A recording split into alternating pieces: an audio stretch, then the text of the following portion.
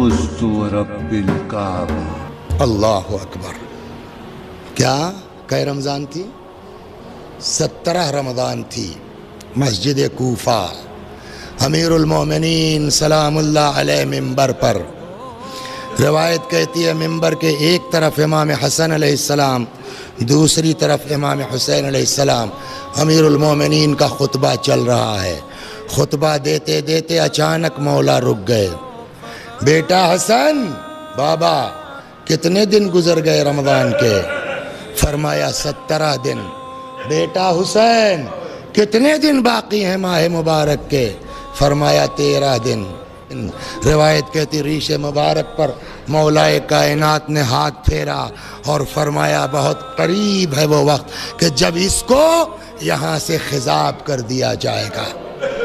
اور اللہ اکبر، آتے آتے دوسرے دن ہی 18 رمضان تو تھی نا، دوسرا دن وہ رات آ گئی۔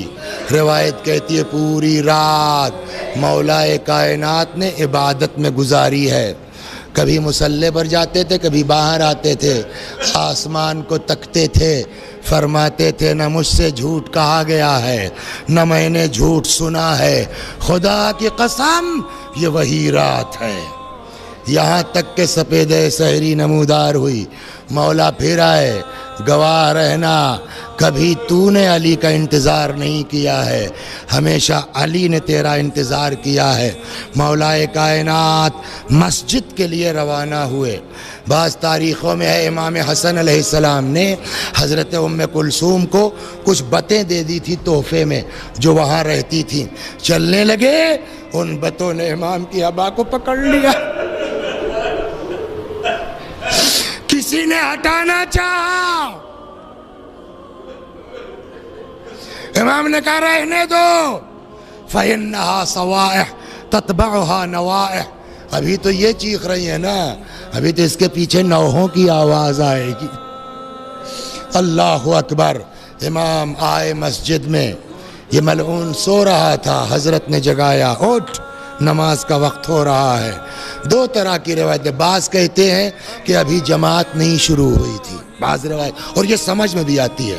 بعض یہ کہتے ہیں کہ پہلی رکعت کا پہلا سجدہ تھا، بعض یہ کہتے ہیں ہاں پہلی رکعت کا پہلا سجدہ تھا مگر جماعت کا نہیں تھا، نافلہ صبح کی پہلی رکعت کا پہلا سجدہ تھا۔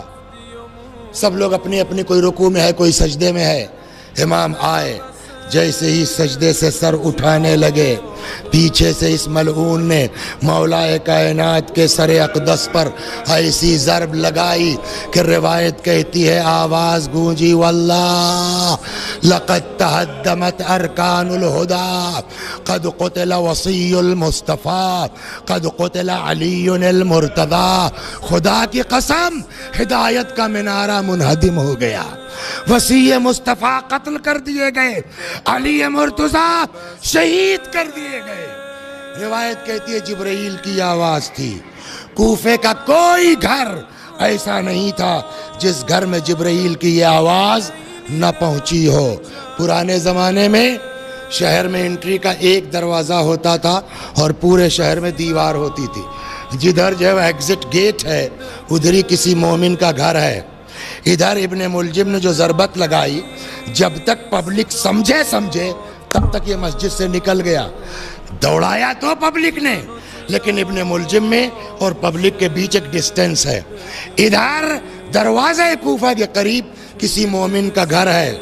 اچانک اس کی بیوی نے تلوار لی، پکڑایا اپنے شوہر، یہ لے جا باہر دیکھ کیا بات ہے۔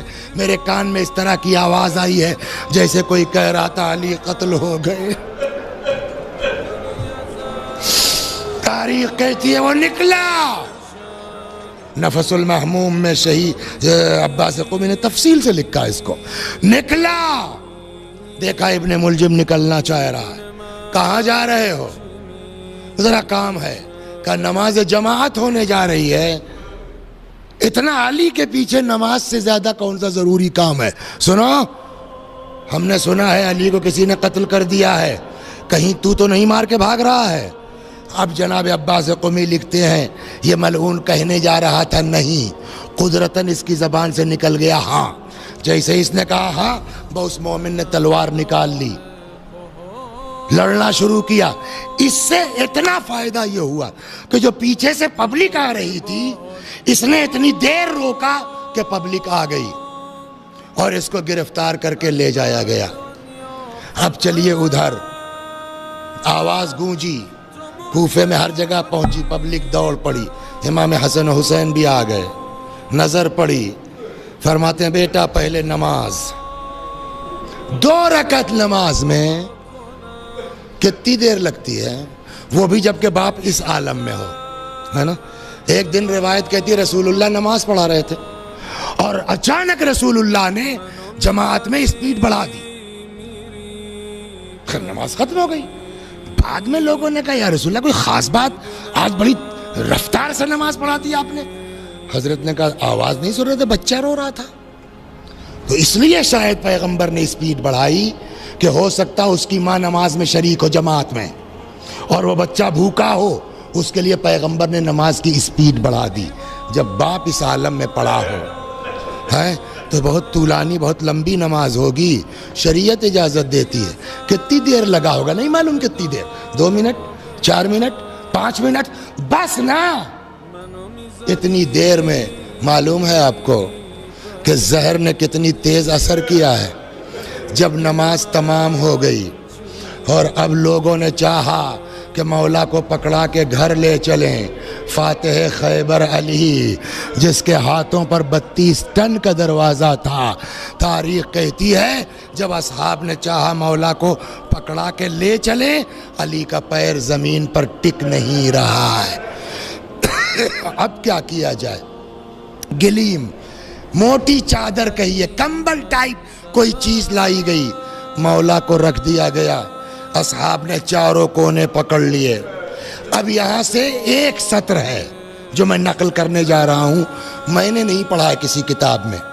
اتفاق سے یہی 20 رمضان کے آس پاس جو جمعہ پڑھا تھا, ایسے ہی میں نے ٹی وی لگایا اس وقت, تو وہ جمعہ پڑھا رہے تھے رہبر معظم آقا خامنہئی. انہوں نے اس جمعے کے خطبے میں یہ روایت پڑھی ہے, میں نے نہیں پڑھا ہے, لیکن میں نے باقاعدہ ٹی وی پر خطبہ لائیو اپنے کان سے ان کو پڑھتے ہوئے سنا کہ جب مولا کائنات کو اس چادر پر یا گلیم پر, کمبل ٹائپ کسی چیز پر رکھ کے چاروں کونوں کو اٹھا کر کے پبلک لے کے چلنے لگی, اچانک امام حسن کی چیخ نکل پڑی. آپ بتائیے انصاف سے, اچانک کسی کے باپ کے ساتھ یہ ہو جائے, ابھی تو اپنے پیروں سے چل کے آئے تھے نا, چیخ نکل پڑی.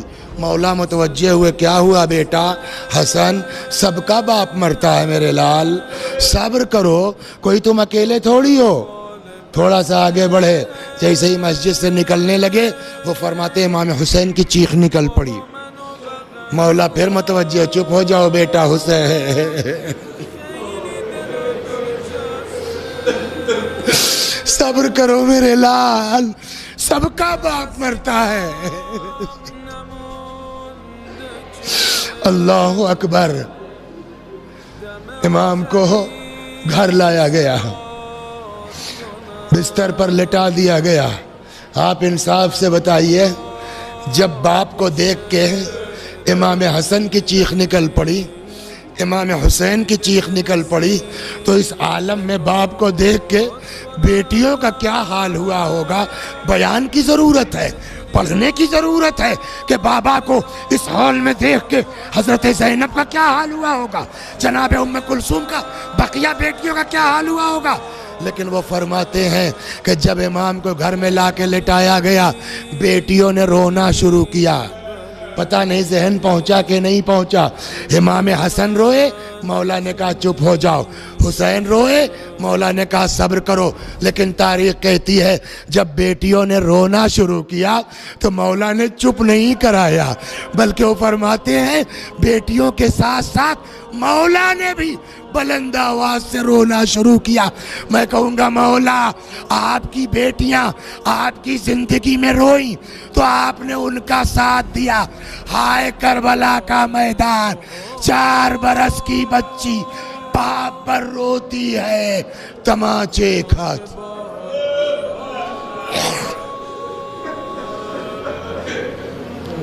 وَسَيَعْلَمُ الَّذِينَ ظَلَمُوا ایام انقلب ينقلبون انا للہ و انا الیہ راجعون.